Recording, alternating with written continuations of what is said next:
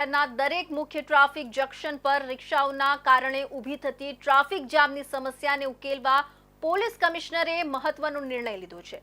Traffic પોલીસના સર્વે બાદ હવે આખા શહેરમાં કુલ 315 રિક્ષા સ્ટેન્ડ, પાર્કિંગ સ્ટેન્ડ નક્કી કરવામાં આવ્યા છે। આ અંગે કમિશનરે જાહેરનામું પ્રસિદ્ધ કરી અને વાંધા સૂચનો પણ મંગાવ્યા છે। સુરત શહેરમાં હાલ ટ્રાફિકની સમસ્યા વિકટ બની છે।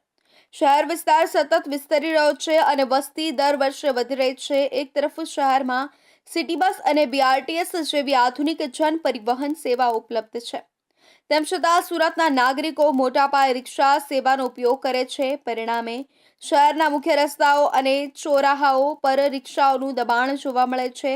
ખાસ કરીને જ્યાં પાર્કિંગ સ્ટેન્ડની સુવ્યવસ્થા નથી ત્યાં તો ટ્રાફિકમાં વધુ અવ્યવસ્થા સર્જાય છે। રિક્ષાઓ મુસાફરોને બેસાડવા અને ઉતારવા માટે ચોરાહા કે માર્ગ વચ્ચે ઊભી રહી જાય છે અને ટ્રાફિકમાં વધારો કરે છે।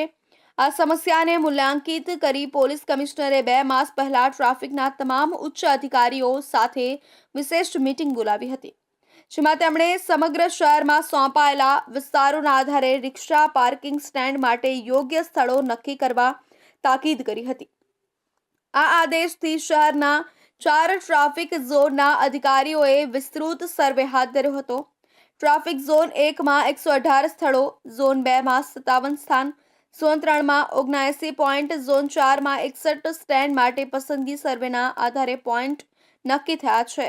સુરતના જો ટ્રાન્સપોર્ટેશન માધ્યમ તરીકે આપણે જોઈએ તો બહુ જ મહત્ત્વનું ટ્રાન્સપોર્ટેશન મીડિયમ એ રિક્ષા ફક્ત સુરતમાં નહીં, દરેક સિટીમાં મોટાભાગે આપણને જોવા મળે છે। હવે ટ્રાન્સપોર્ટેશન માધ્યમ જે રિક્ષા છે એને ડિસિપ્લિનમાં લાવવા માટે ખૂબ જરૂરિયાત છે અને એવું અમે સુરત શહેરની અલગ અલગ ટ્રાફિક શાખાની ટીમ દ્વારા જ્યાં રિક્ષા સ્ટેન્ડ આપી શકાય એવા છે, જ્યાં લોકોને પણ લાંબા અંતર સુધી ચાલીને જવું ન પડે તેવી વર્ષોથી જે જગ્યાએ રિક્ષાઓ ઊભી રહે છે અને જંકશનોથી 50 મીટર દૂર એવા કુલ 315 રિક્ષા સ્ટેન્ડ આઈડેન્ટિફાઈ કરવામાં આવેલા છે। ડીસીપી અમિતા વાનાણીએ જણાવ્યું હતું કે આ તમામ 315 પોઈન્ટ માટે હવે રિક્ષા પાર્કિંગ માટેની વ્યાપક વ્યવસ્થા કરવામાં આવશે। દરેક સ્થાને કેટલાય રિક્ષા પાર્ક કરી શકાય તેની ક્ષમતા પણ સર્વેમાં નોંધવામાં આવી છે, જેથી ભવિષ્યમાં અવ્યવસ્થાનો પ્રશ્ન ન ઊભો થાય। હવે પોલીસ કમિશનરે જાહેરનામું બહાર પાડીને